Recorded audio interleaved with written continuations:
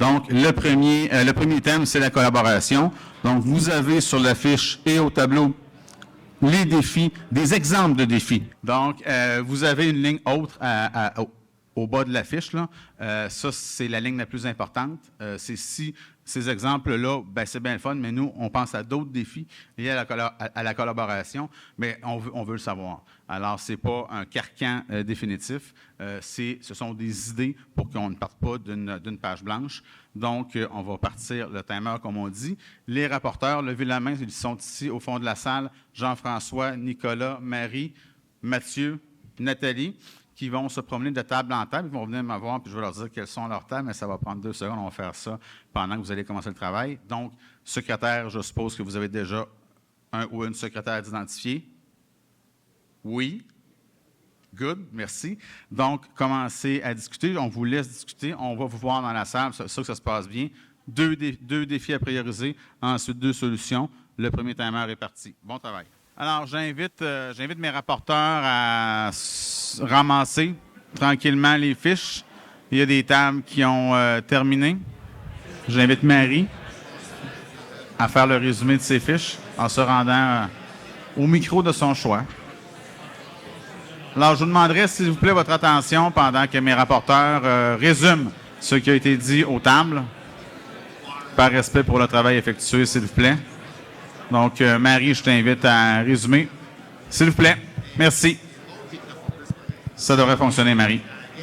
Est-ce que ça... Oui, Oui. c'est bon. Parfait. S'il vous plaît.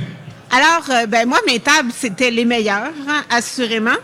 Alors, puis en plus, il y avait une table presque exclusivement de femmes. Alors, ils ont fini, là, rapidement. Je dis ça, je dis rien. Alors, on a parlé de sensibiliser dans des situations concrètes pour diminuer les craintes, diminuer la peur du changement. On a suggéré d'arriver à développer une vision partagée du projet dès le début. Puis on a suggéré que les modes alternatifs qui favorisent une arrivée tôt des entrepreneurs dans le projet, ben c'est une façon de faire. On a parlé de la taille des entreprises qui permet peu d'avoir les ressources nécessaires au BIM, puis que les logiciels aussi sont peu adaptés pour ce type d'entreprise-là.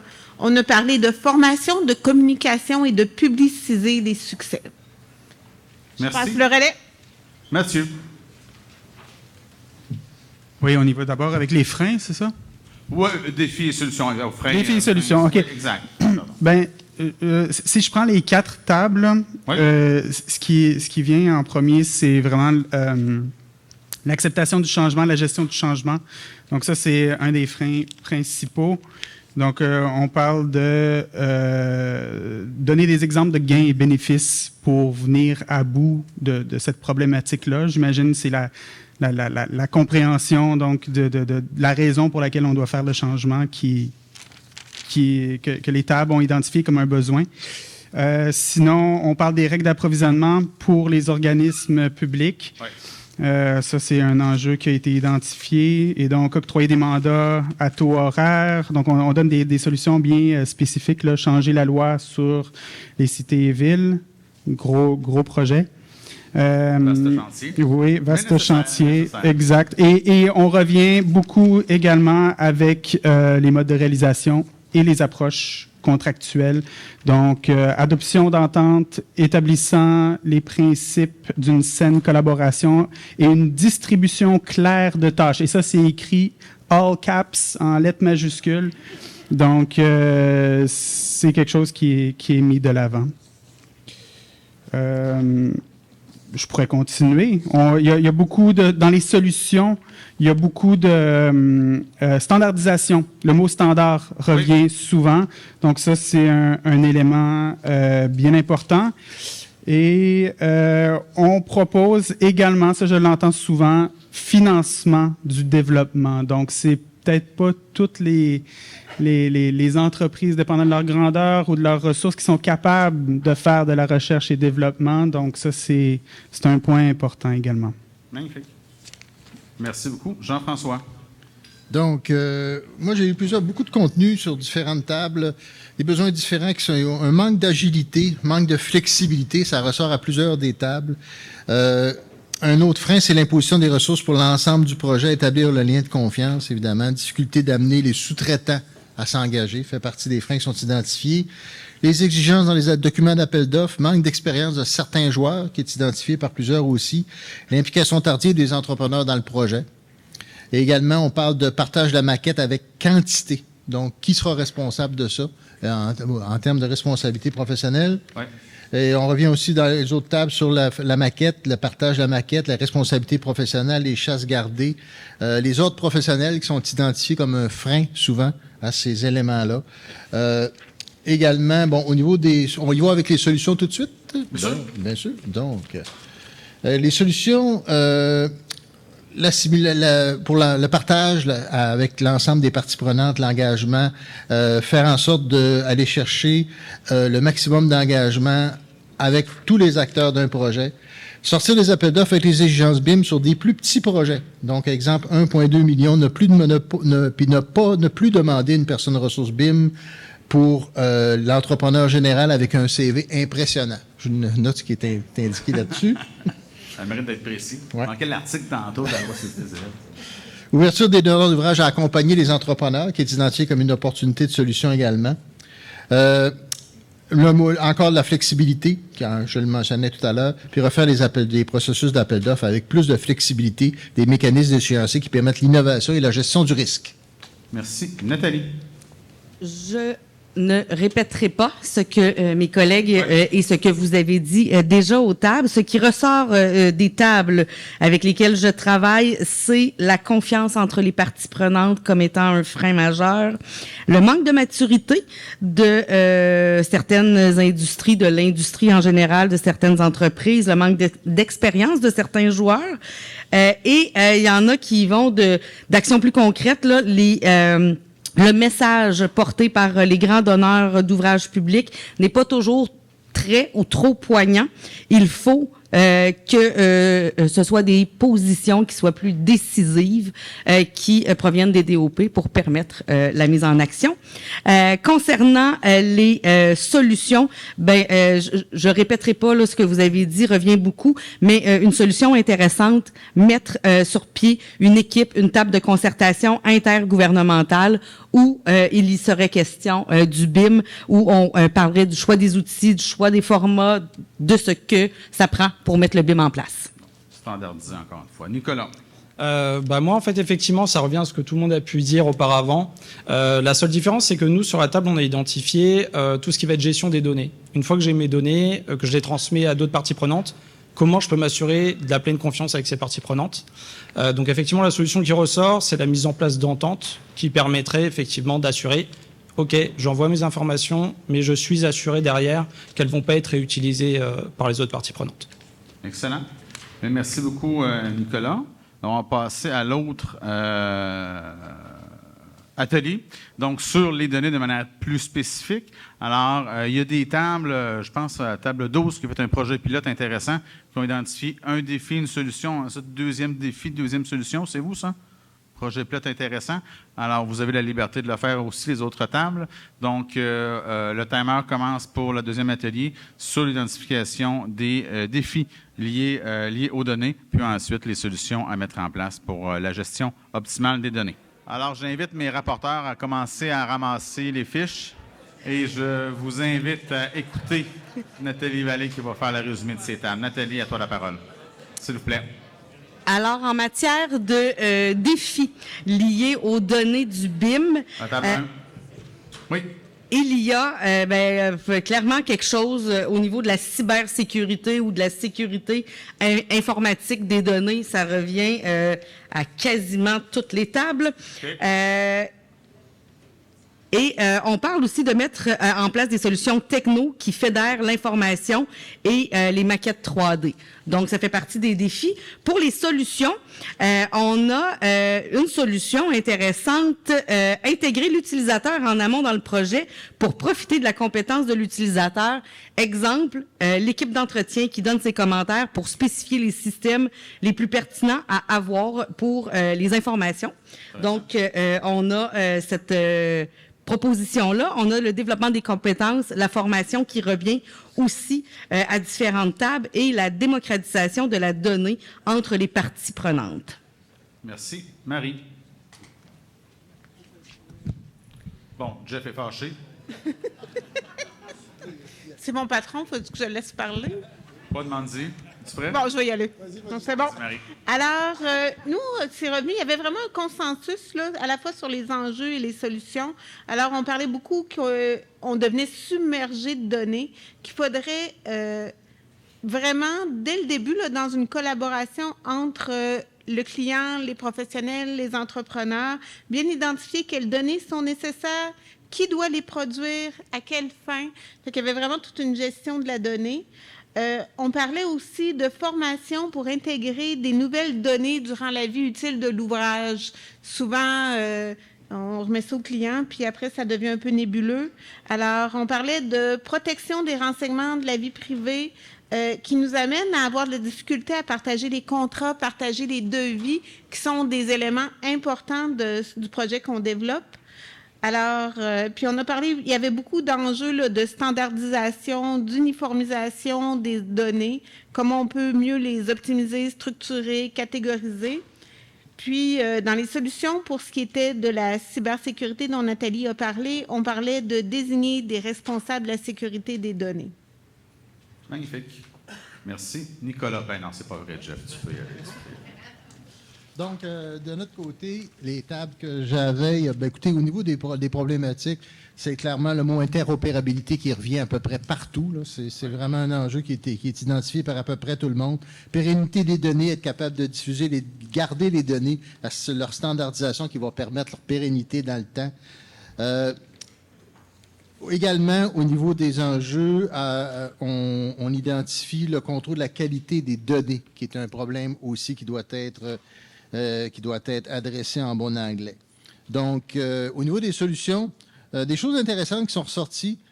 Subventions pour les petites entreprises pour avoir accès aux plateformes logicielles, favoriser l'open source, comme en faire une politique gouvernementale au niveau des données ouvertes et du code source ouvert, avoir un support technique au niveau de la plateforme choisie, mettre en place des processus de contrôle de qualité des données, impliquer les différents ordres professionnels pour favoriser la collaboration, c'est identifié comme une solution.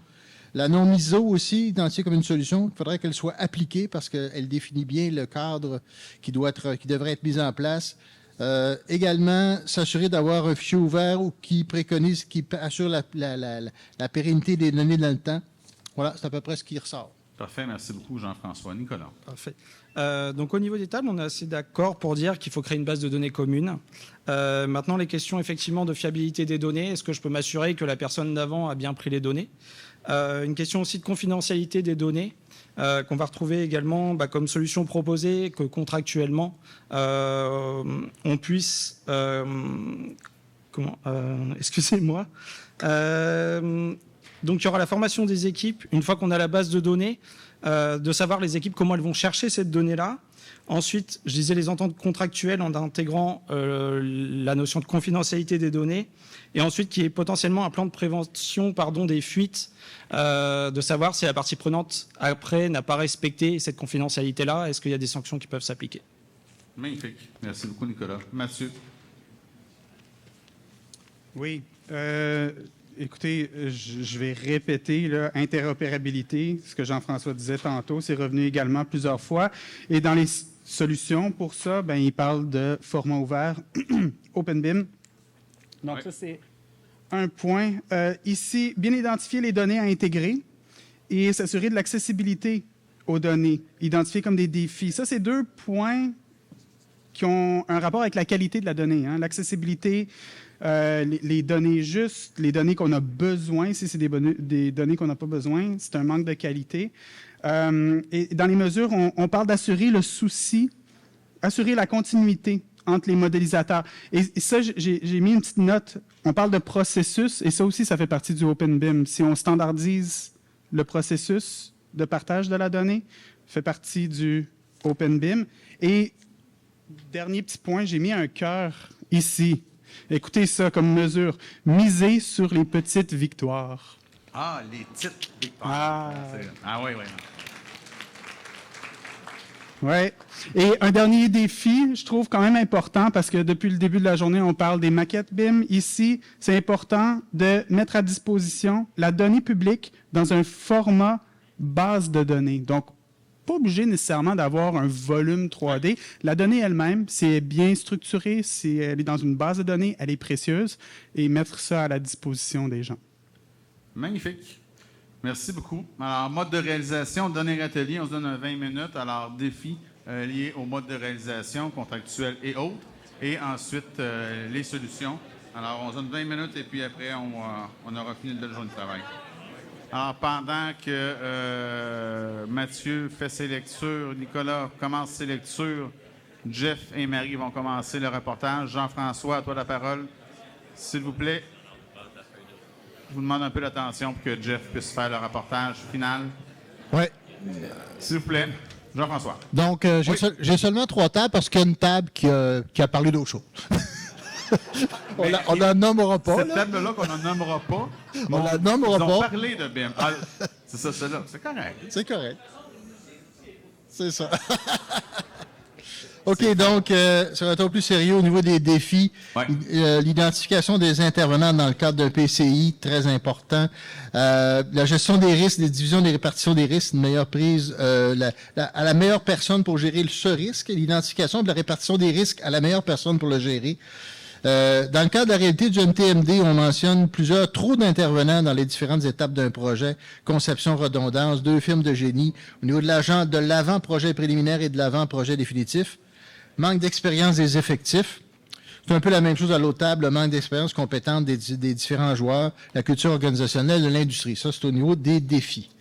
Au niveau des solutions, les modes alternatifs dès le départ, du départ à la fin d'un projet qui sont identifiés comme une opportunité, offrir de la formation massive, du support et de la subvention pour les intervenants, faire des simulations, offrir un délai de grâce afin que les intervenants soient formés au niveau de l'apprentissage, gestion des risques en collaboration avec tous les intervenants, puis sortir du modèle du plus bas soumissionnaire basé sur la marge bénéficiaire brute et le potentiel de collaboration.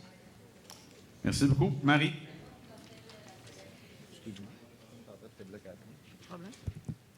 Oui. Alors, à mes tables, on parlait de définir le contenu détaillé du projet et sa séquence pour pouvoir faire intervenir les bons intervenants au bon moment. Alors, qui quoi en parallèle, qui quoi en séquence, puis définir aussi des canaux de communication. On parlait d'un changement de culture, d'aller plus vers de la transparence, de l'intégrité. Puis on parlait d'augmenter le nombre de projets alternatifs qui sont plus pertinents pour une réalisation en BIM. Puis finalement, d'étendre l'obligation de BIM à de plus petits projets pour aplanir la courbe d'apprentissage puis réduire les risques à se lancer. Merci beaucoup. Mathieu. Oui, alors il y en a 2 qui sont arrivés avec l'enjeu de la loi sur les cités et villes contraignantes. C'est intéressant, il y en a un il y a une table donc, qui a mentionné ça, une autre table qui parle de la perception des obstacles concernant la loi sur les cités. Donc, il y a peut-être des éléments qui paraissent comme étant des obstacles, alors que, évidemment, il y a toujours peut-être une solution, une façon de passer au travers. Pour les mesures pour passer à travers ça, c'est octroyer des contrats le plus tôt possible. Donc, j'imagine, c'est en fait inclure les parties prenantes dans les contrats le plus tôt possible. On a également ici accessibilité des projets BIM pour les firmes et entrepreneurs de taille PME. Donc, les défis de changement peuvent, en effet, peut-être paraître et être, en fait, de plus gros obstacles pour les petites firmes, étant donné la limite de ressources. Qu'est-ce qu'il y a comme solution? Fournir des orientations claires par les DOP avec des échéanciers, permettre une période d'intégration. Donc, ce que je lis ici, c'est vraiment un accompagnement. Donc, on fait face à des nouveaux modes de réalisation. Variabilité, OK. Ici, il y aura toujours quelqu'un pour fixer la limite de la collaboration. Donc, ils m'ont expliqué il y a toujours une personne qui va dire non, moi, je ne vais pas jusque-là. Et il continue en disant le contrat est peut-être un défi solutionnable en mode collaboratif, mais l'humain peut tout détruire, cet esprit collaboratif. Donc, ça, c'est la table 20. Ils ont quelqu'un en tête. Je ne sais pas c'est qui. Mais voilà. Puis, en mesure, ça, c'est quand même intéressant parce que ça sort un peu de la boîte. On parle de pré-achat, négociation globale. Donc là, ça, c'est vraiment pour aller chercher les matériaux. Puis pour pas qu'il y ait de conflits par rapport aux coûts variables pendant les travaux. Donc, voilà. Ça fait. Merci. Sur une note plus positive, Nathalie, non? Positive, je le sais pas, mais j'essaie. Au niveau des défis, on a beaucoup nommé la culture de l'industrie de la construction, qui est un défi dans le contexte des modes de réalisation. On a mentionné la lenteur possible des donneurs d'ouvrage à changer leur mode de réalisation. Donc, il y a une contribution là qui est attendue. On parle de bien définir les processus d'appel d'offres aussi. Et je sais que ça a été mentionné, mais la loi sur les cités et villes demeure un obstacle pour les gens à mes tables, notamment avec le plus bas soumissionnaire. Au niveau des solutions, on a nommé de faire des petits projets pilotes et de monter les compétences pas à pas en matière de mode de réalisation. On a aussi parlé de, attendez une minute, avoir un leadership fort qui exige les pratiques BIM-PCI dans les différents appels d'offres et fournir des gabarits de contrats de type BIM-PCI aussi. Merci. Nicolas, dernier rapportage. Alors, donc, ce qui est sorti des tables, donc, pour les défis, il y a la collaboration entre le concepteur et l'entrepreneur, qui n'est pas possible avant la signature en mode traditionnel, et que le mode alternatif, il n'est pas encouragé. Donc, un manque d'ouverture au mode alternatif de réalisation, simplifier notamment les processus et obtenir des dérogations ministérielles. Ensuite, pour les mesures, donc former toutes les tailles d'entreprise, avoir des formations, et ensuite revoir les lois et les règlements pour encourager le mode alternatif en réalisation. C'était presque le mot de la fin, Nicolas. Magnifique. Merci beaucoup. Alors, ça met presque fin à l'événement et ça sonne presque le début du cocktail qui est de l'autre côté de la porte. Ce que moi, je dois vous dire, ou je souhaite vous dire, c'est que cet événement-ci, c'est pas la fin d'un processus. Guy va sûrement confirmer mes dires. C'est un jalon de plus dans le dialogue entre le gouvernement du Québec, les donneurs d'ouvrage et les entreprises du secteur de la construction pour amener sa modernisation. Le gouvernement se met en mode écoute et les fiches que vous avez remplies seront compilées et seront utilisés pour bonifier la dite feuille de route et aussi modifier des pratiques pour que vos entreprises puissent prendre ce virage-là, vos organisations publiques aussi puissent prendre ce virage-là. Vous vérifierez vos courriels au cours des prochaines semaines. Un sondage de satisfaction vous sera envoyé pour que nous aussi, on puisse être plus pertinents et s'améliorer dans les prochains événements. Évidemment, on a un événement jumeau qui se déroule à Montréal ce jeudi. Je ne m'attends pas à voir beaucoup d'entre vous, sauf les panélistes et conférenciers, que je m'attends de voir beaucoup d'entre vous, comme 100%. Donc, mais vous êtes par ailleurs bienvenus si vous voulez revivre cette expérience une autre fois, mais cette fois-ci dans la métropole. Nous allons parler aux panélistes et aux conférenciers, en fait, pour voir quelle présentation peut être rendue disponible, sous quel format. Mais ces présentations-là sont publiques, là, elles ne sont pas privées. Vous les avez vues, donc on va s'organiser avec les conférenciers pour que vous puissiez y avoir accès soit via le site web, soit via des courriels qui vous seront envoyés avec des liens pour les télécharger. Il y a aussi une volonté, on va se revoir dans les prochains mois, prochaines années, parce que la feuille de route continue, le dialogue continue, notamment via une tournée printanière qui est prévue dans les plans de la SQI. Donc, peu importe où vous habitez au Québec, nous irons probablement vous voir et voir d'autres personnes qui ne sont pas dans la salle, comme Pierre l'a indiqué tantôt, Pierre Tremblay, donc pour élargir et évangéliser encore davantage. Et je vous dirais que je vous invite à réfléchir à votre rôle aussi en tant que multiplicateur de cette bonne nouvelle-là, ou de ce chantier, en fait, c'est pas une bonne nouvelle, c'est un chantier réel, là, pour qu'un maximum d'entreprises puissent adhérer à la feuille de route, utiliser, implanter dans leur pratique le BIM et qu'il y ait de plus en plus d'entreprises qui prennent ce virage-là et que l'industrie participe davantage encore à l'enrichissement du Québec. J'arrête là. Guy Paquin, le mot de clôture t'appartient. Je te cède le micro. Guy, chef Kent Nagano du BIM, je te cède la parole. Alors, Stéphane puis l'équipe m'ont encore donné 2 minutes. Fait qu'il a fallu que je me prépare. Dans le fond, ce matin, je vous ai parlé d'un voyage. Bien, aujourd'hui, c'est un jalon dans ce voyage-là. On a atteint une ville, OK? Et puis, on a visité cette ville-là en vitesse accélérée, en grand V. Aujourd'hui, là, c'était grand V, puis merci d'être encore là, de ce sprint marathon, les gens, aujourd'hui. Merci d'être encore ici.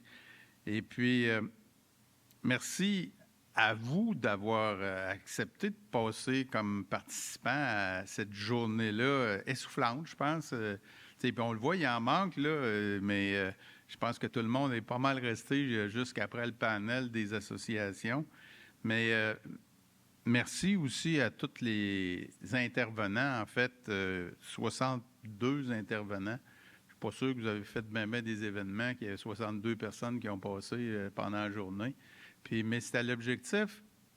Puis merci à la générosité de tous les intervenants parce que de venir dire « Hey, veux-tu venir à Québec ou te déplacer pour préparer ton affaire puis parler 10 minutes de temps? » Il y en a plusieurs peut-être qui étaient, au début, ils étaient un petit peu pas contents, mais dans le fond, l'idée, c'était que tout le monde puisse parler à leur gang et puis avec le vocabulaire de leur gang pour dire « Regarde, nous autres, on embarque, puis c'est par là qu'on s'en va. » Donc, c'était pas BIM 101 aujourd'hui, mais c'était adhésion, vous l'avez vu dans les 4 mots du sommet. Donc,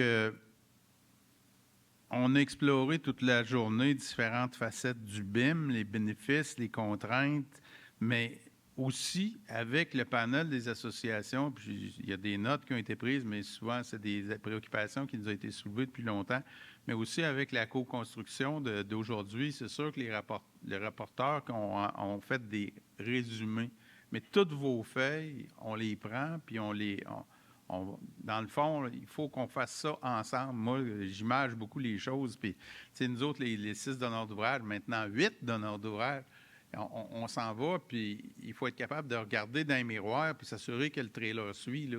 Parce que si on s'en va, là, puis le trailer est dépiné, puis ça ne marche plus, on va aller nulle part. On va aller nulle part. Donc, c'est avec vous autres. Puis, je le dis d'une façon très sincère, là. On va aller atteindre cet objectif-là commun de notre voyage par la transformation numérique puis l'adhésion à tout ça avec s'en aller vers une productivité accrue, puis ça passe, vous l'avez entendu aussi, par la fabrication hors site, préfabrication, tout ça. Donc, je crois qu'on va atteindre tout ça avec cette collaboration. Je pense qu'aujourd'hui, il y a des mots qui se sont dits aussi, puis c'est la base de la collaboration, de dire les choses. Puis c'est comme ça qu'en ayant les bonnes choses, on travaille, les bons mots qui se sont dits, bien, on va travailler sur les bonnes choses, puis s'en aller au bon endroit ensemble. Mais prenez conscience que, puis c'est Éric, je ne sais pas si c'est encore ici, il dépasse d'habitude, je le vois, là. Je le vois dépasser. Éric, ouais. Éric, qui est notre grand gourou d'expert de contenu avec son équipe à l'ETS, nous dit que ce qu'on fait au Québec, c'est unique. C'est unique, pas parce que le BIM est unique au Québec, ça existe ailleurs, le BIM, mais ce travail-là avec l'industrie, c'est unique. Fait que je pense que, le proverbe qui dit en tout seul on va plus vite, mais ensemble on va plus loin, je pense que on peut vraiment l'appliquer. Alors, merci à vous tous. Et puis, il y avait des gens de l'industrie, beaucoup de représentants des donneurs d'ouvrage, mais tout le monde qui était ici aujourd'hui, ceux qui restent, puis les autres, on va s'assurer de les contacter, que vous êtes tous des diffuseurs du BIM, parce que Pierre Tremblay l'a mentionné, les gens qui sont ici, il y avait des gens qui étaient déjà convaincus, d'autres des curieux qui sont venus. J'espère qu'on a convaincu les curieux. Il y en avait à notre table ici. J'espère qu'on a convaincu les curieux. Et puis, maintenant qu'on reparte et puis qu'on en convainc d'autres. C'est pas juste une adhésion angélique, mais c'est quand même, on contribue à ce que nos fonds soient mieux investis, tout le monde. Puis comme l'a mentionné M. Julien, je pense que vous avez vu que c'est pas juste une lubie d'une personne, mais vous avez vu sur toute la chaîne de commandement, notamment aussi avec la vidéo des 6 hauts dirigeants des donneurs d'ouvrages publics, c'est une grande volonté, puis on rame tous dans la même direction. Alors, merci, puis là, on peut aller se prendre une bière ou 2 bières ou plus, il n'y a pas de souci. Puis, écoutez, moi, j'avais donné la consigne qu'on va manger lean, on va manger pas un gros repas, puis c'est aux frais de l'État, donc on ne pouvait pas vous payer une consommation parce qu'on aurait fait la première page du Journal de Québec, ça ne nous tente pas pantoute. Fait que tout ça est question de crédibilité, de confiance. Alors, merci, puis tout le monde est accessible, tous ceux qui ont fait des conférences, moi le premier, puis let's go. Mais donnez-moi un temps, par exemple, si vous me parlez, parce que je peux vous parler longtemps. OK? Alors, merci à vous tous, puis merci.